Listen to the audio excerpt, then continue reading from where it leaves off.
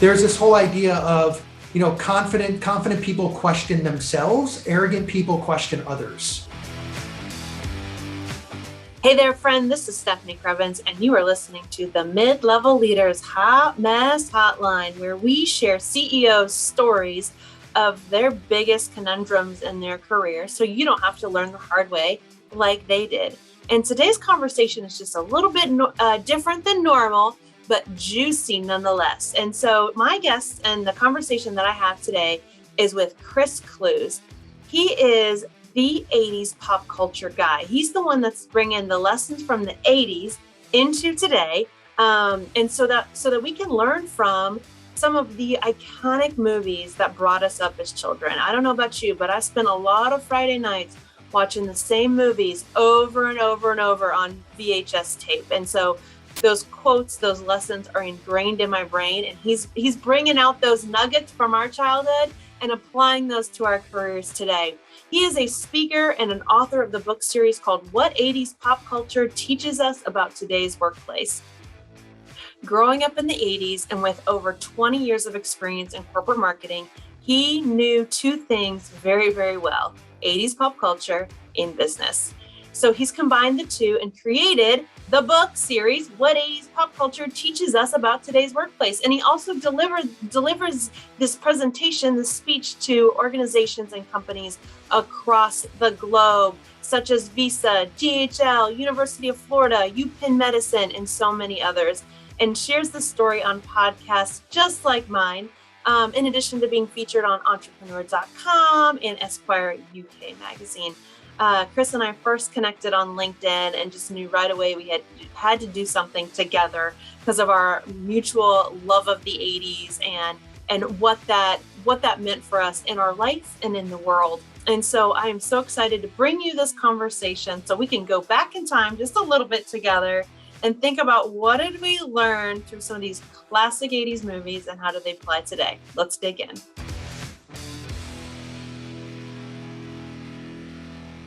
All right, Chris. So we got connected over our love of 80s, our nostalgia for it, our Gen X-ness. I also wanted to share with you, I meant to wear the helmet today. So for Halloween this year, so friends, we're recording this early November. For Halloween, I was 1980s version of She-Ra. And I made the outfit myself, like it was 1980s, and the helmet. I should have worn the helmet for our conversation today. Pictures or it didn't happen. Yes, yeah. Yes. We should insert this through the magic video in here, but I'll send it to you. Yeah. Okay. But I was so proud of myself.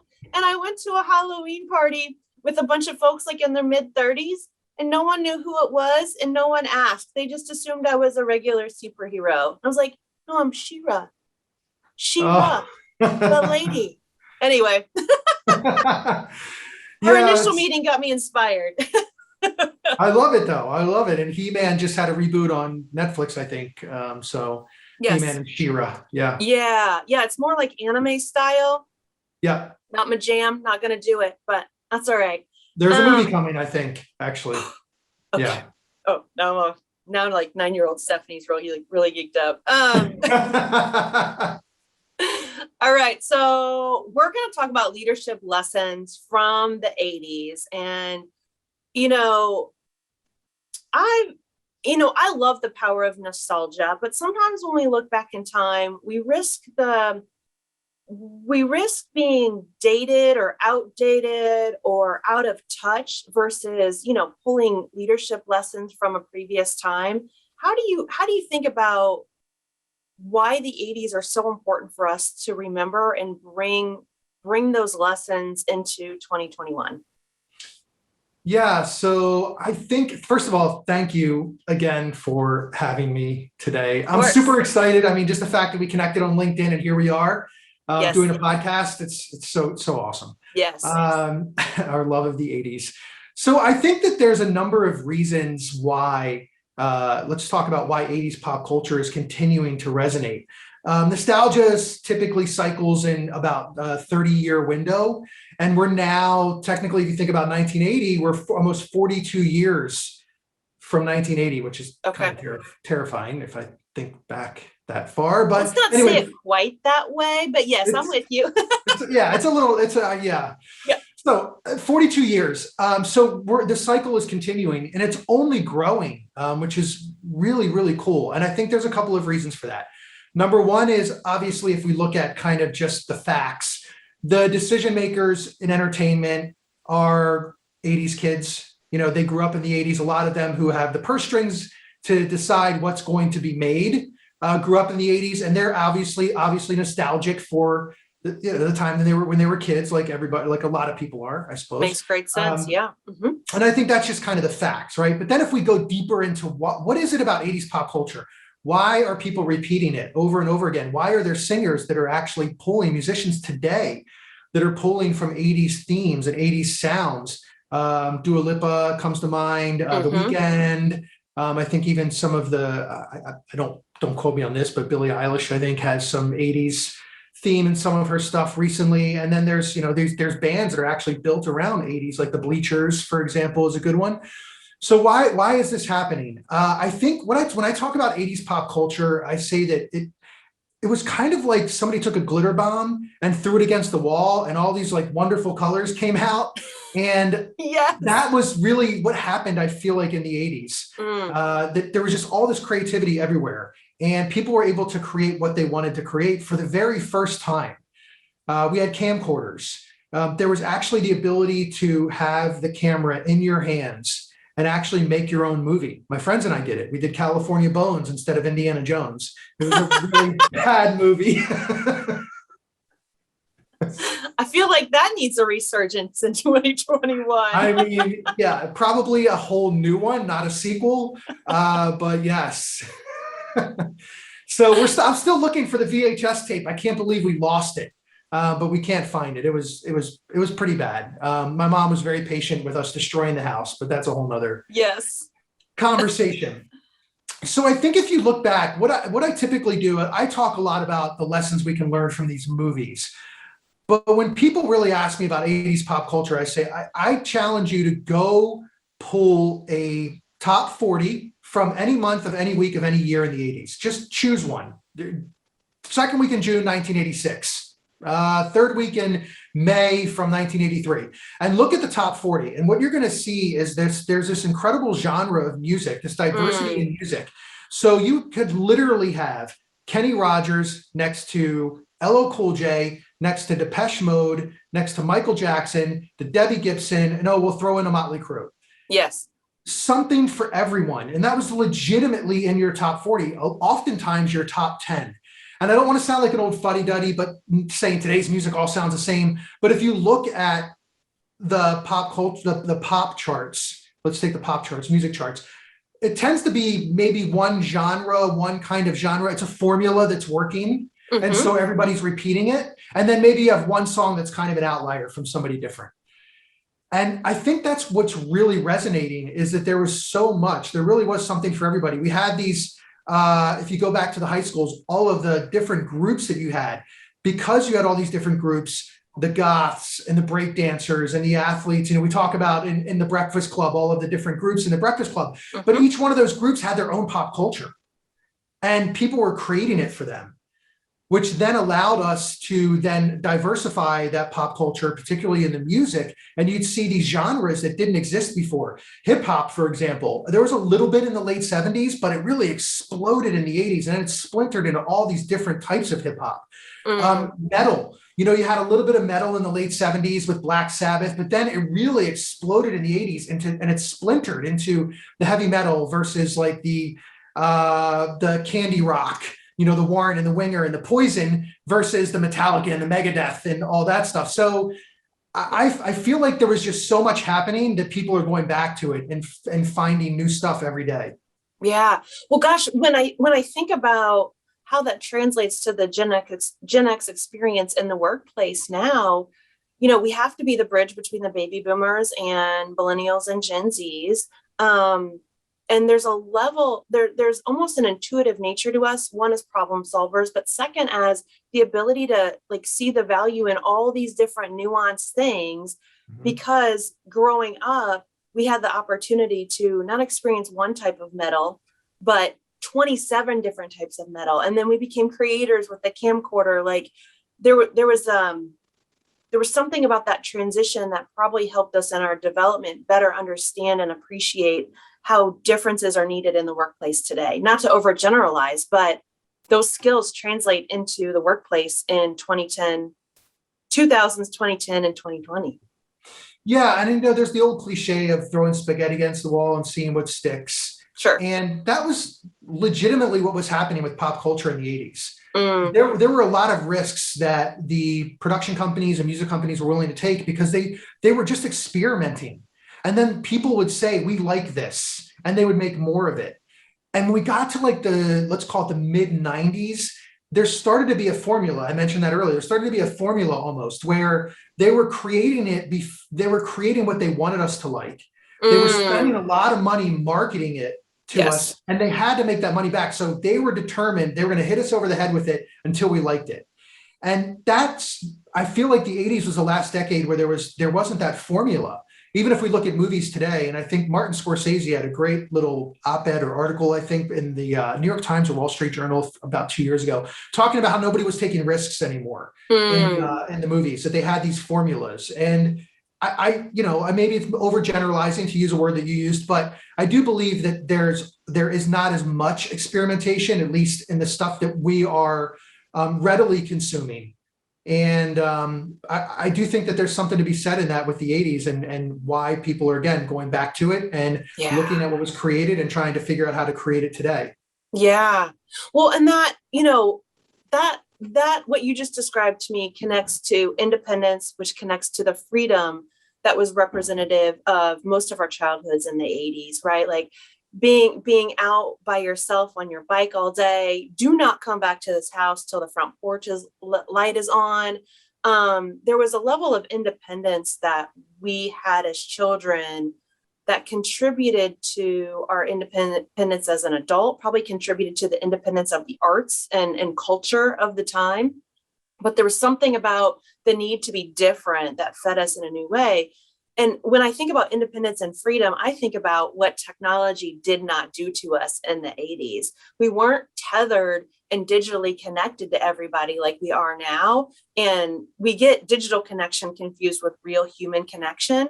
But there's something about the 80s where we had the freedom to be away from other people, alone with our thoughts, to be creative in a way that we wanted to be, because it wasn't expected to go on YouTube, or it wasn't like you just created for created's sake versus I'm going to do this for the gram, or I'm going to do this for YouTube, or I've got to put this out there, or I'm going to be an influencer. I mean, that whole influence, like that's just a bunch of crazy talk to me, but I should probably nuance that a bit more effectively. But this element of you don't get your messages till you come home and you see the light blinking on the answering machine. We don't need to be so connected. It's taken away our creativity.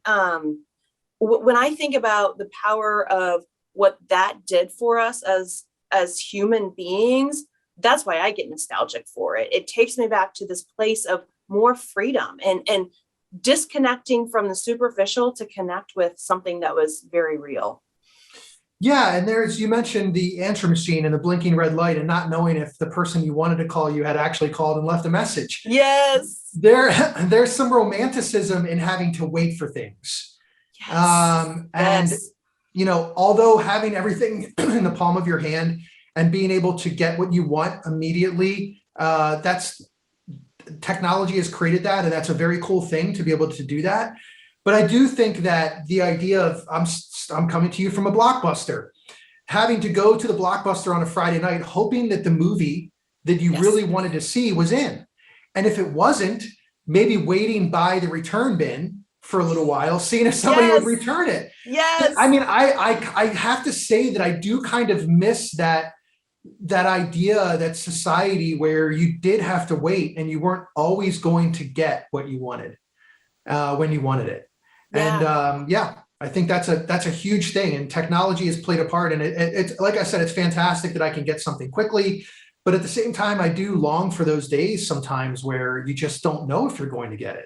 I don't know, maybe not. The unintended consequences of keeping information and entertainment at our fingertips, which there's some great things that come with the internet. Obviously, there are great things that come with our smartphones, but the side effect has been people are less patient. People expect immediate feedback, immediate information, immediate problem solving, and not all problems can be solved with immediate access to information. And I would argue our need to entertain ourselves. We are the most entertained and most disconnected society at any point. Like, that says something about how technology may not be working for us right now. And what's really interesting too, I mean, I could even take the technology thing into video games, because as a Gen Xer, we were really the first ones to have a video game console in our home. Yes. We were the first. So we've grown up and we've watched. Wait, was yours Coleco or Atari? What was your first game console? Mine was Atari. Mine was Coleco. I had the steering wheel and everything, but I digress. Okay. Yes. No, Coleco was better, actually. I mean, Atari had more games, but Coleco was like leaps and bounds better in terms of graphics. And we had these video game consoles and we watched that kind of explode, obviously. And we also were the first ones to kind of really experience time in arcades, taking those quarters that you found in between your couch cushions or in the laundry, in the dryer, those extra quarters that fell out of your parents' pants or whatever, and taking those and using those for video games in the arcade. But here's the difference, I think, when you talked about we're connected but disconnected. We began to get connected, but if you remember, when you played Atari, your friend was sitting next to you, or Coleco. They had a controller and they're sitting right next to you playing. You were interacting with your friend and interacting with the game. You go to an arcade, you're interacting with all these people. And people are rooting each other on, and then they're trying to beat each other's high scores. And maybe you're playing next to a stranger who then becomes a friend. And now the video games, everybody's connected. You sit at home in your own home, and everybody else is everywhere else. And maybe you're making connections around the world, which could be really cool, but they're not face-to-face connections like we were doing. So even that, the video games, by the way, not to digress, but my favorite game after Galaga was when Dragon's Lair came out, because I was fascinated by the graphics. Well, Ryan Reynolds apparently is going to play Dirk the Daring from Dragon's Lair in a Dragon's Lair movie coming out in 2023. So I love Ryan Reynolds and I love Dragon's Lair. I'm like, I don't typically get first in line for a movie, but I will be for that one. I love it. I love it. Well, my favorite of all time was probably on Nintendo, but Track and Field with the Power Pack. Like, I love the Power Pack. Yes. And the cheating with your hands. Oh, yeah. And you jump off and then. So, what's funny about that? Atari had the joystick. And it's so funny you bring this up, because my sister's 7 years younger than me, but she always wanted to be, with the older guys. Like, she was 6, we were 13. She wanted to hang out with us. Of course. And so she got to be pretty good at Track and Field on Atari. But this is what she figured out. I think it was 7 years old, that we actually saw her do it. We're like, maybe that'll work. Because she was smaller and not as strong as us, because we were 7 years ahead of her, she took the rubber piece off of the joystick and just used the plastic because she could make it move faster. That was how the Atari joystick worked. Yes. And that was her kind of cheat code back in the day, and it worked for her. And then we started doing it, and she said it wasn't fair. We were like, how could you do this? That's not fair. But she came up with that idea, and then everybody started doing it in my neighborhood to try to break each other's records. Yeah. I love it. I love it. Oh, old school cheating. So good. Yeah. Old school cheat codes. Yeah. Yeah. OG cheat codes. Yeah. All right. So let's dig into bringing the 80s into today. I know you wanted to start with 2 of your favorite and very powerful leadership lessons. Hit us with those. Yeah, sure. So actually, you know what? If it's cool, what I'd like to do is maybe start with what the lessons from the movies that kind of got me to this place. Yeah. Is that cool? Yeah. Because you and I have kind of transformed ourselves. And so that's, and mine came from actually 80s movies. Okay. So I was actually in marketing for about 22, 23 years, marketing leadership for the past 12 to 13 years or so. In 2018, roughly, I was in a job that 2017, actually, I was in a job that just kind of wasn't working for me. I think we've all been there. Mm-hmm. And I was home having a self-pity party of one on my couch, as I tend to do. And I was watching The Breakfast Club for the 1000th time. And Bender, at one point in the movie, Bender says, screws fall out all the time. The world's an imperfect place. And I kind of sat up and I thought, wow, I'm in an imperfect place. Like I'm in this job that I like, but I don't love. And we often talk about the gap between like and love when it comes to our personal relationships, but we don't talk about how big that gap is in our careers, like liking what you do and loving what you do. That gap is just as large. And if you think about it in that context, if you like somebody that you're in a relationship with based on love, like how that changes the relationship. I mean, that's the same thing with our careers, that whole gap that we have between like and love. So I liked something, I didn't love it. And I was feeling this kind of, I'm in this like this place. So I thought about my screws falling out and I said, what am I going to do to put them back in? Am I just going to pick up those screws, put them back in and keep going down this same path? Henry David Thoreau, who was not an 80s pop culture icon, but he was like maybe 1830s, 1840s. He said the mass of men, and we'll call that today the mass of people, lead lives of quiet desperation. He knew this before the Industrial Revolution, before people were sitting behind desks. He was already figuring that out. The mass of people lead lives of quiet desperation. I was leading a life of quiet desperation.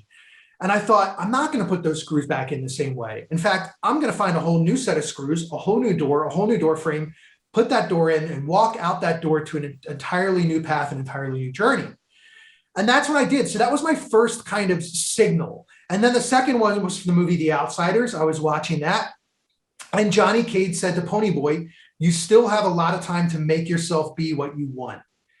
And at 47 years old, that really resonated because we hear about the entrepreneurs in their 20s and 30s. But hey, you know what? You still have a lot of time to make yourself be what you want. It doesn't matter. If you have a passion or a hobby and interest, go create you.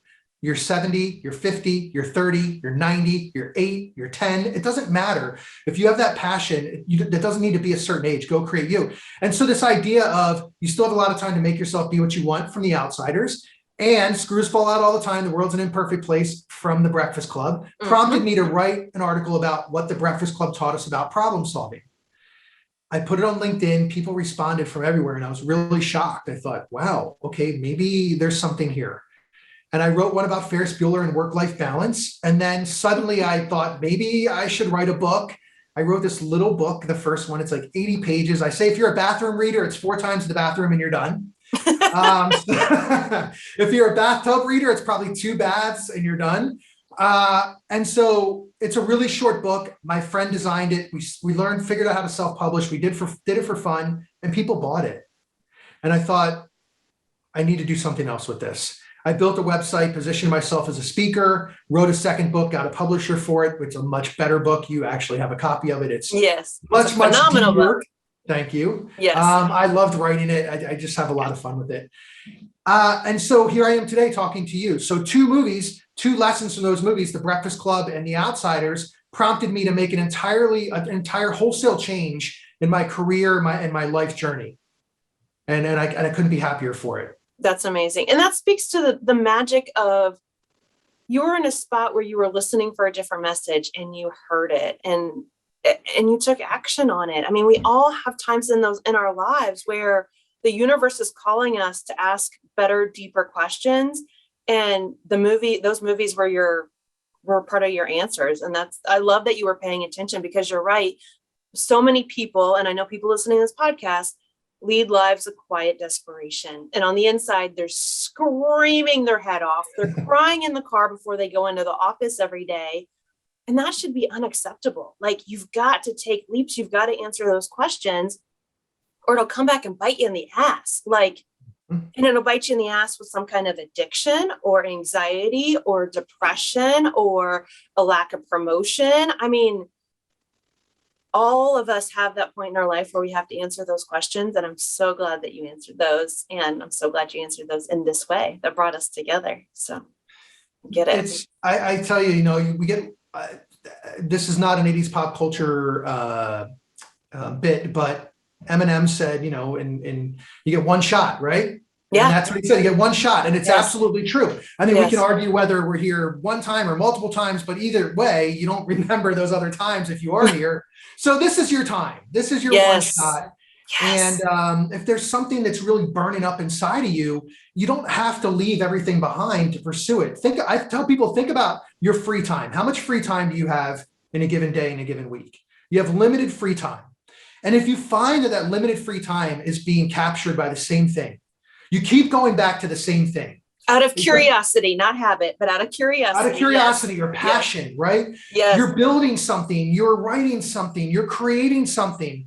And that valuable free time that you have is being taken up by that same thing. Maybe there's something there for you. And maybe you should start doing that on the side. I think, it's kind of an old term now, side hustle. But the reality is, if that little bit of free time you have is being used for the same thing in a positive way, see what you can do with it. Yes, absolutely. So, yeah. Well, so you started down this path. You're bringing 80s lessons to us. What are those two stories that everybody needs to know these? Yeah. So the two leadership lessons that you mentioned earlier. Yeah. So we'll focus on those. Okay. So these lessons are both from princes, but right. Different types. Okay. So, and these are two of my absolute favorite. I mean, I love all of the movies, all the lessons, all the pop culture, but let's start with my favorite musician of all time, the guy who loved The Color Purple, and that's Prince. Okay. So, yes. So we're going to go back to 1987 for this lesson. And Prince at the time was the king of music. I know we give Michael Jackson the moniker, the king of pop, and that's perfectly fine. Prince was the king of music. I mean, he was composing, he was writing, he was playing multiple instruments, he was doing movies and soundtracks and everything. I mean, he was a musical genius on every single level. A lot of people don't know he was writing music for the Bangles, for example. Manic Monday he wrote. He wrote Nothing Compares to You for Sinead O'Connor. I mean, he was doing a lot of really interesting stuff. 1987, he's on the biggest stage in the world, proverbially and literally. And at the time, Suzanne Vega, who I knew because I was listening to some college radio. She was an alt singer. She had a song Left of Center. I believe it was on the Pretty in Pink soundtrack. But, not obviously still kind of finding her feet. And then she came out with a song called My Name is Luca. I live on the second floor. I live upstairs from you. That's all the singing you're getting from me. Otherwise, the podcast is going to be turned off right now by everyone who's listening. This is a judgment-free zone, Chris. Keep going. Hey, if you get a few bourbons in me, then I'll karaoke. But right now, I'm just going to leave Suzanne Vega to the singing because she's got a phenomenal voice. Our next podcast together, we'll have bourbon. We'll see what happens. We'll see what happens. Yeah, then we'll start getting 80s impersonations, and yeah, it'll be fun. Good. That'll be part 2. So Suzanne Vega, My Name is Luca. Now, Prince hears the song, and he's so moved by it that he pens a handwritten note to her. And the handwritten note said, "Dear Suzanne, Luca is the most compelling piece of music I've heard in a long time. There are no words to tell you all the things I feel when I hear it. I thank God for you, Prince." Pretty awesome. Yeah, right? It gives me goosebumps just how heartfelt it is. Yeah. Yeah, just beautiful. Beautiful. Very genuine. Mm-hmm. And the handwriting, you can look this up online. The handwriting is just magical. He was using numbers for words in 1987, which, I don't know, maybe he was a time traveler. It wouldn't shock me one bit if he fast forwarded to the text messaging and then came back.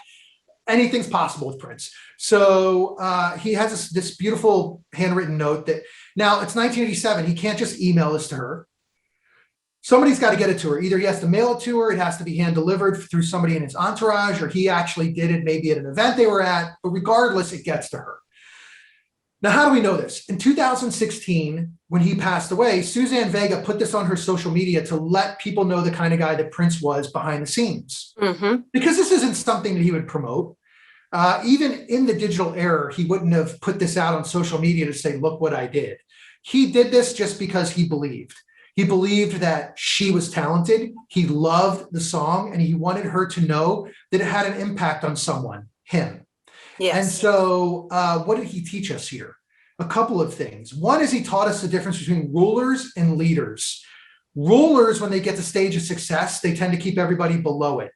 They don't want people up there sharing the spotlight with them. A lot of times because rulers haven't earned that stage, they've been kind of positioned up there. And so there's a lack of self-confidence. There's some bravado maybe that's going on, and they don't want anybody to share that stage. They want the spotlight on them. Leaders share the stage of success. Leaders get on that stage and they recognize that there's space for other people up here. And if they see somebody doing something great, they let them know. And they say, hey, there's room up here on the stage for you as well. I see you greatness is what he told her, in kind of a shorter term. I see you greatness. I see what you're doing. There's room up on this stage for you. You're great as well. And you're doing great things as well. Keep it up. Yeah. And just that generosity of spirit, that compassion, Prince knows how hard the music industry is. He knows how hard Suzanne Vega has had to work to get that piece of music on the radio, and to honor that in somebody else, that took him 5 minutes to do at the most, but probably one of her most treasured possessions of her career. Absolutely. And, it taught us another lesson as well, which you kind of touched on a little bit there, and that it's encouragement doesn't cost a thing. So for those leaders out there where you're in a position where maybe you can't give the raise or the promotion or the bonus at the moment, for whatever reason, you can always give encouragement. It does not cost a thing. Yes. And it goes a really long way. People don't do it enough. The handwritten note is a lost art. We talked earlier about technology and the impact of it, the positives and the negatives. The handwritten note is a lost art. If you're a leader and you see one of your team members doing something great, giving them a handwritten note, putting it on their desk or mailing it to them if they work from home, it goes a really long way. And it only takes about 5 minutes. And when I tweeted this out, Suzanne Vega liked it. So I know that actually was a really cool moment for me, but I know that it resonated with her as well. Yes, absolutely. So yeah, really, really cool. Prince is the man. He is the man. My favorite, I love every time I see the meme about Prince, was like the only guy that can wear heels and makeup and take your woman. I was like, yes, that's Prince. Yeah. And I mean, just so advanced, so ahead of his time in so many ways. And then, I've heard stories too. I have a friend who's in the entertainment business that has told me that he actually had an opportunity to spend some time with him. And he said he was a very humble guy. And that he actually tested out his music with kind of regular people. So he would, actually try things in front of people and say, what do you think?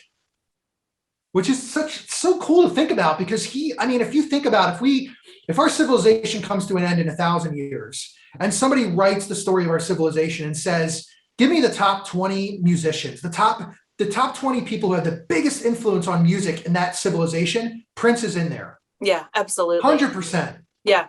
And he's still, think about this leadership lesson though, Chris, like he is at the top of his game, still asking for feedback. There you go. That's amazing. That takes a level of humility and the ability to slow down that we need more of in 2021. Yeah. I love it. Yeah. All right. So here's what we're going to do. Let's take a quick commercial break. We're going to come back. I want to hear lesson number 2. Okay. And then or story number 2. And then I'm going to give you a specific client example and you can tell me what story, what lesson from the 80s we need to apply there. Sound good? Okay. Yeah. Sounds great. This season of the Hot Mess Hotline is brought to you by my Hot Mess Quiz. One of the common lessons that my clients learn during coaching is how to really evaluate a problem, dissect it for clarity, and then take action on the tasks that really move the needle. The Hot Mess Quiz can bring you that focus too. As a leader, your work life is full of, work. But according to Pareto, 80% of that work isn't even impactful.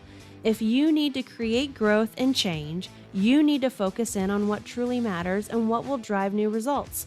Take the Hot Mess Quiz by clicking on the link below, which is stephaniecrevens.com/Hot Mess Quiz. Just like this podcast promised, and this is in the real world too, what happens when people stop being polite and start getting real? That's what you're going to get in this report. It's going to be tailored to your business hot mess to tell you exactly where to focus your efforts first, and then how to bring your team along to get the change that you need to create. Go to stephaniecrevens.com/Hot Mess Quiz. Don't wait another minute to start becoming the pro troublemaker you've always wanted to be. So, Chris, let's come back. Tell us your second favorite story. I know you have so many to choose from, but hearing your top 2, I just feel like is so insightful. Another Prince, actually, but this one is from a movie. Coming to America. The I first love one. that movie. It's so quotable, which is what is great about 80s movies. They're so quotable. The first one, though, not the second one. The second one was good nostalgia. Anytime you see Randy Watson, it's a good day. But but the first one we're going to talk about, Eddie Murphy plays Prince Akeem, and his best friend Arsenio Hall. Arsenio Hall plays Seme, his best friend. Mhm. Now, Prince Akeem is born into royalty in his country of Zamunda, and he's given this position of prince, but no other reason except that he's born into it, as we know, with royalty. And so we see early on in the movie that he has some issues with this idea that people are kind of embracing him because of his title, not because of who he is. Mhm. And so at the beginning, they're talking about arranged marriages, and he's having this conversation with this woman, and he starts asking her what she likes. He wants to know about her. And she says, whatever you like. What kind of music do you like? Whatever music you like. What kind of food do you like? Whatever food you like. He doesn't like this. He actually wants somebody to be themselves, to be independent, and to really ultimately love him for him. Mhm. So they get the idea that the only way he's going to find his queen is to actually leave Zamunda, where people don't know who he is, and actually kind of go find this person, hopefully, without the kind of robe of princehood. And so they say, what better place to find his queen than Queens, New York? Now, we could argue that. No offense to people in Queens. This was 33 years ago. However, they end up in Queens, and they quickly realize that their royal garb is not going to, they're going to stand out a little bit. Let's put it that way. So he Just a little bit. just a little bit. So he gets the what he calls the poorest apartment, the worst apartment in Queens.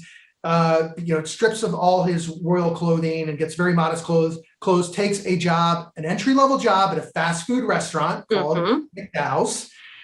And he sweeps the floors and takes out the garbage. He's very happy. He doesn't tell anybody he's a prince. He lives humbly and modestly. And there's a throwaway line in the movie where he's working and he says, when you think of garbage, think of Akeem. And that's not one of the most quotable lines in the movie, but it jumped out to me because it really, from a leadership perspective, it really jumped out to me. Let's think about this. Here's a guy who was born into royalty. He is the heir to the throne of his country, Zamunda.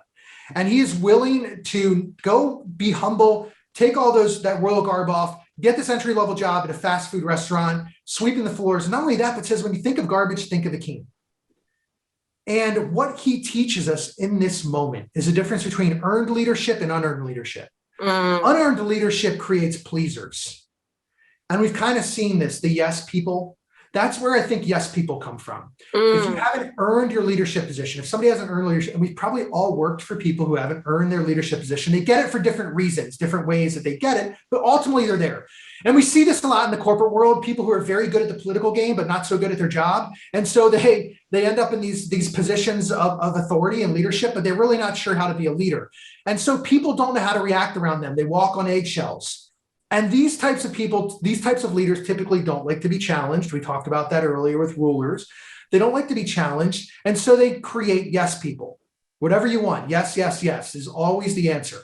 And that comes from the leader's kind of attitude towards, I think, everyone else. And also because there's a lack of self-confidence when you get on that stage of leadership and you haven't earned it.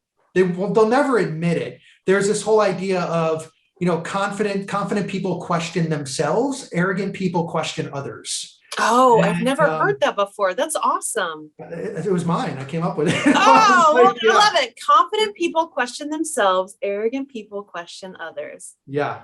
And that's a lesson we get from the movie Trading Places, which is a whole nother one we can get into maybe in part 2. Yes. But it does tie back here to the idea of unearned leadership creates pleasers and earned leadership creates believers. Remember, everybody just wanted to please him when he was the prince and they knew he was the prince. But once he earned that leadership position, when you think of garbage, think of Akeem. He earns that leadership position. Suddenly when people realize he's a prince, there's some credibility there. He's earned people's respect.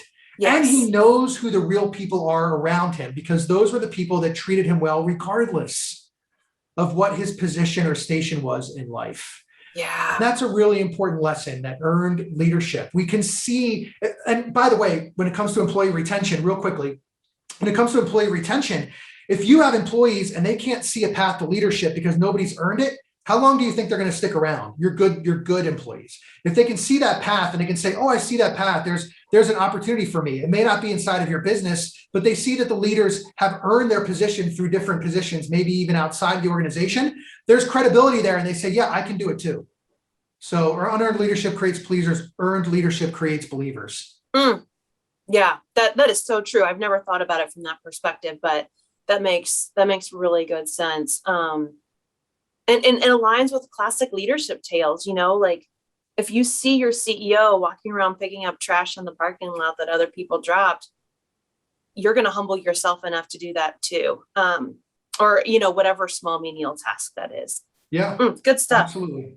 All right. So I want to share a client with you, and then you tell me how this applies to our 80s nostalgia here, go back here that we're working on. Perfect. So I have this client, and he dismisses other people's opinions, and in particular, one or two people, because of the way they deliver it. It's either too harsh or too direct, or it's too selfish, or it's too something. But bottom line is, the person that I'm working with isn't hearing what the other person is trying to communicate, even though it's coming across maybe in an abrasive way, or the way their timing is off, or whatever it is. But bottom line is, they're not getting that feedback because they're refusing to hear it, because the message isn't right, or the messenger isn't right. And so nothing ever changes. So that other person is getting more and more frustrated. And my person that I'm coaching is getting more and more frustrated because nothing ever changes. But ultimately, they're avoiding each other, they're avoiding conflict, they're avoiding accountability for anything changing, because the message and the messenger isn't what my leader wants to hear, or how they want to hear it. Where have you seen that in our 80s friends? Yeah, so I'm glad you brought this one up, because one of my favorite movies of all time, and my favorite vampire movie, maybe I'm biased, I don't know, but probably, was The Lost Boys. I love The Lost Boys. Kiefer Sutherland as the head vampire. I mean, come on. If you have not seen The Lost Boys, do yourself a favor. It's a fantastic vampire movie with a fantastic soundtrack. Really, I mean, Echo and the Bunnymen, Depeche Mode, just, great soundtrack. So anyway, I digress a little bit there. I love it. The Lost Boys. So The Lost Boys centers around a fictional town in California, beach town, where people are disappearing. And the police and everybody thinks that there's somebody, maybe it's a kidnapper, serial killer, or whatever, something's on the loose. The Frog Brothers, named after an amphibian, played, Corey Feldman is one of the Frog Brothers. Obviously, the two Coreys were in this movie. Corey Feldman. And the Frog Brothers work in their parents' comic book store on the boardwalk. Now, they are about 150 pounds soaking wet together, fighting weight. They wear Army surplus stuff. Not exactly, and work in a comic book store, not exactly the people that we think would save the day or have the solution to the problem, right? Corey Haim comes into the town. He just moved in. He goes to the comic book store. They're following him around, and they say, hey, if you ever need us, pray you never need us, but if you do, here's our number on the back of our card. And he's like, why would I need you guys? I mean, what are you going to help me with, right? So here we have the setup that these two kids named after an amphibian, 150 pounds, soaking wet, combined fighting weight, wear Army surplus stuff, work in their parents' comic book store. Now, what does the cinematic history tell us previously, before the 80s? What's really cool is that the 80s taught us that you didn't need, gunfighting skills or some physical strength, or even Liam Neeson's special set of skills to be a problem solver. It's a really important lesson. And if we think about the 80s and we think about all of these characters, it was the first time that the underdogs, the geeks, as we call them, the nerds, Revenge of the Nerds, great example. Yes. We looked at different people as potentially being the hero, saving the day. They didn't come in on their horse into town and save everybody. They didn't come in guns blazing. We saw these actual underdogs become the heroes. And the Lost Boys was no different. The two Frog Brothers are convinced it's vampires. They're right. And they actually kill the vampire clan and save the town and save all the people in it. Wow. So they taught us that problem solvers don't come in a one-size-fits-all package. Really, really important lesson. Problem solvers do not come in a one-size-fits-all package. And too often in our organizations, we look to the person with all of the experience or the right title and say, well, they must be the problem solver. That's not true. And usually more so than not, it's not true. Yes. Open up the opportunities to everybody in your business, whether they've been there 1 day or 20 years, whether they're a coordinator or they're a vice president. Even if they don't even work in the business, maybe they work at night cleaning the offices or whatever. Open up the opportunities to everybody. You would be surprised who can provide you with the solution to the problem. And too many times organizations have a problem that goes on forever and ever and ever, and they can't figure out why they're not solving it. Well, maybe it's because you're putting the same people in the room day after day, and they're not coming up with anything new. Problem solvers don't come in a one-size-fits-all package. Oh, I love that. I love that. And what I love about those problem solvers, those misfits, those underdogs of the 80s is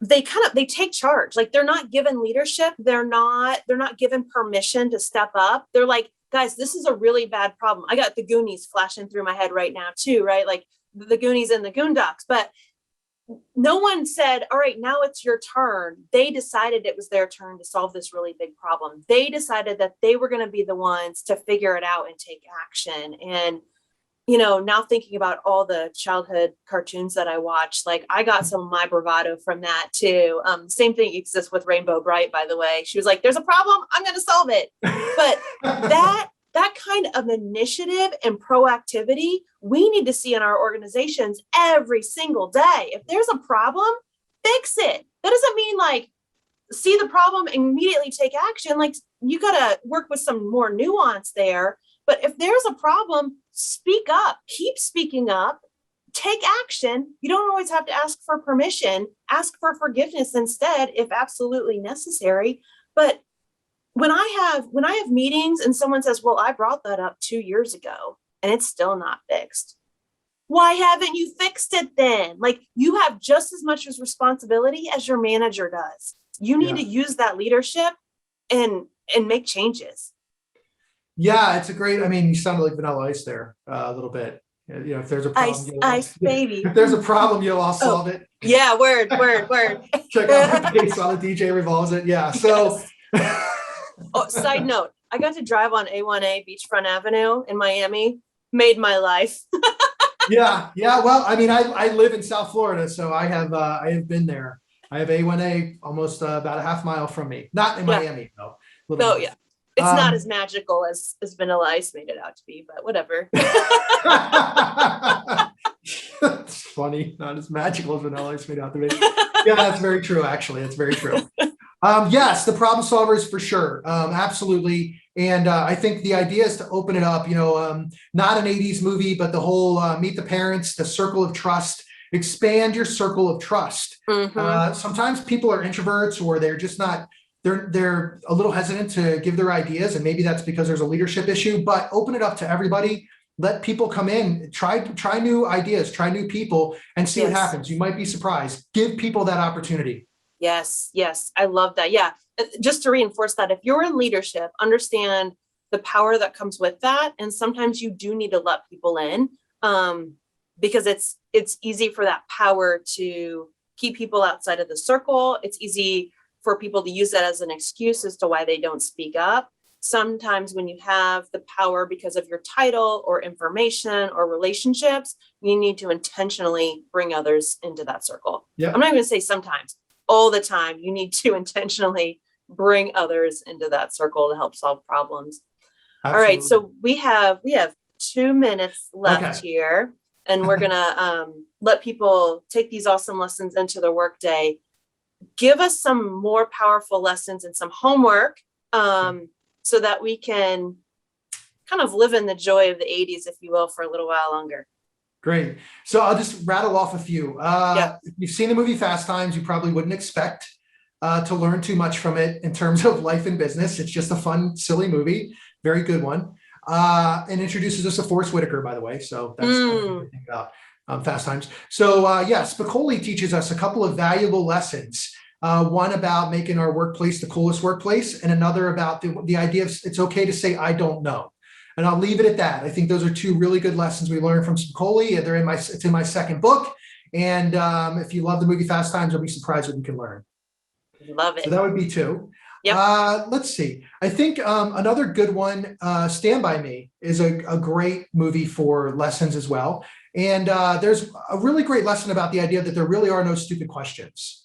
I think that's a really important lesson for all of us, because too often people, again, don't speak up because they're afraid. And we all sometimes, most organizations have a buzzword Bob who kind of takes over a meeting and says all of these things like, let me put a pin in it, I got to take a bio break, all of the like kind of cliche things that are happening, but he takes all the air out of the room. Before you know it, the meeting's over and nothing's been resolved because buzzword Bob has just kind of tried to act smart by interjecting all of these buzzwords that are, yes, and nobody really has a chance to talk. But there are really no stupid questions. And it comes from a conversation the kids are having around the campfire where they say, Mickey's a mouse, Donald's a duck, Pluto's a dog, what's Goofy? And it starts this conversation about what is Goofy? He wears a hat and he drives a car. Is he really a dog? The idea is that there's no stupid questions because it expands your thinking process. On the surface, he's a dog, but is he really? And so great conversation in terms of no stupid questions. I love it. Yeah. Really, I would say go one. beyond the superficial too. In that one, like it looks obvious what he is, but when you really think about it, is that true? Is it true? I don't know. Yeah, and maybe it is, but it expands the conversation beyond just what's in front of you. And one more quick one. Love it. Ferris Bueller, because I have him on my shirt, so I've got to talk about him. That's snarl. The snarl. Yeah. Ferris Bueller. So we all think about Ferris Bueller in the context of what a great day off he had. He's this really happy, positive guy. And Sloane, his girlfriend, really happy, positive girl, they come together. They have this great day off. What people forget is they took a huge risk by bringing Cameron along because Cameron was so negative and pessimistic. He could have ruined the entire day. So people think about the idea of taking the day off, and work-life balance is the obvious lesson, but there's a bigger one. This idea about people like Cameron in your life and finding that person and taking the chance and taking the day off with them, forcing them in some ways to take that day off as he did with Cameron, because when he said to Cameron, let's take a day off, and Cameron said, no, I'm dying. He said, no. So there's a lesson there about when we help a friend, we help ourselves in the process. And sometimes that means taking a little bit of a risk. It may ruin our day, but that's okay. Because in the end, what Cameron learned was his demon was actually his relationship with his dad. And he was forced to confront that at the end. So really that idea of helping our friend when we help ourselves in the process, that Ferris Bueller's Day Off was we missed that lesson about how much he was looking at his friend and not at himself. I love it. I've never thought about it in that way. I love Ferris Bueller's charisma personally. I think that always resonates with me. But yeah, helping Cameron along a selfless act. A selfless act for a friend in need. A friend in need. Yeah, that's beautiful. Yeah. Well, my gosh. So what do you have coming up there where we can continue to learn from you, Chris? Yeah, I have thanks for asking. I have a number of speaking gigs coming up for different organizations. 2022 is looking the future's so bright, I got to wear shades. I guess I'll use that one. You got to. Yeah, I've got to. Yes, I have to. 2022 is looking to be a very good year for live events and getting on stage, which is totally awesome. And I've had some live events recently, which have been fantastic. But I have a third book that I'm working on right now that I hope to launch in late spring. It's going to actually be 11 movies instead of 10. Each of the 2 books are 10 movies. 11 movies and 1 musician, and you can guess who that musician is, and the lessons that we learned from them. A lot more, as much about life as about the workplace. So I'm changing it up a little bit and bringing in some life lessons from movies like Vision Quest, which is one of my favorites. So that will hopefully be on the shelf in late spring. All right. Cannot wait. All right.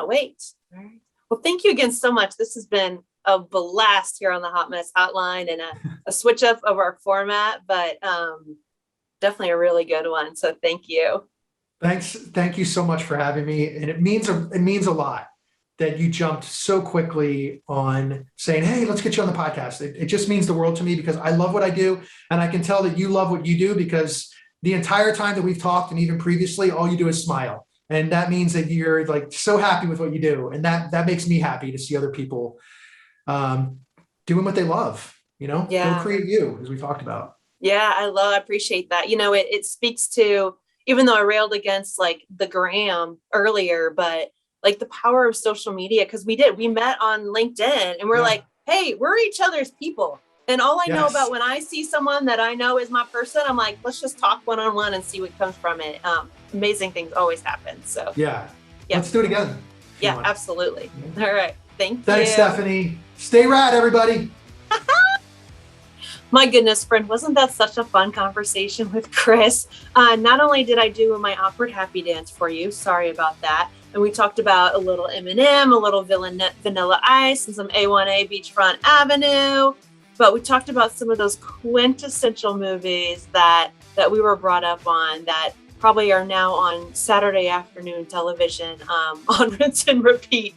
I know whenever I catch Ferris Bueller on TV on a Saturday afternoon, I'm locked and loaded into that couch. I just have to watch it. Here are my top 2 takeaways from our conversation, and I would love to hear yours, wherever you are watching or listening in. I want to hear your story so we can learn from you too. But here are my top 2. One is remembering that, as Chris talked about, the 80s was a time when the underdog could win. And what I remember from those movies are people who were not formal leaders or were designated as leaders or were even designated as having a voice to a problem, but they decided that they were going to solve it. They stepped themselves up, engaged themselves, took action, and solved a really big problem. And I think our workplaces need that now more than ever. Don't wait for permission to lead. You are a leader regardless of your title, whatever level you are. Don't wait for permission to be a problem solver. Be someone who gets that shit done and that really important work in our workplaces done because it needs to be done, not because your manager told you to do it. I know a lot of managers who are like, why have you been complaining about this for 2 years now? Why don't you fix it? And the employee's response is, well, you never told me to. That should be unacceptable, my friend. Take charge, lead from wherever you're at. Let's solve those really important problems starting today. And second, when we talked about the role that technology did not play in our lives in the 80s, I think we need to remember how valuable that lack of digital connection can be for having reflection time, for having alone time, for having thinking time on really deep problems. We need that kind of respite and silence in our lives versus always being on demand with this phone. Put it down, silence, step away, and get a refreshed perspective on your life, on problems, on your relationships. There's something about how we used to have to wait for a lot of things that was actually very good for our psyche versus now we think we need to have it all, do it all right this minute. It actually is connected to probably a lot of the overwhelm that we feel in our lives because we no longer have to wait. Everything is right now all the time. That has its downside. And I feel like in our modern work cultures, we're experiencing that with the level of urgency that seems to be applied to every single part of our business and our work all of the time. We need to learn how to deprioritize some of the less important work and disconnect so that we can rethink our problems. All right, my friends, that's what I have for you today on the Hot Mess Hotline. Thank you for listening into this really fun conversation. Now let's get off the internet. Let's get back to the really important work that really drives our organizations forward, like the Pareto principle, right? 20% of our work is the most impactful for 80% of our results. Let's get back to that today, and I'll see you soon, my friend.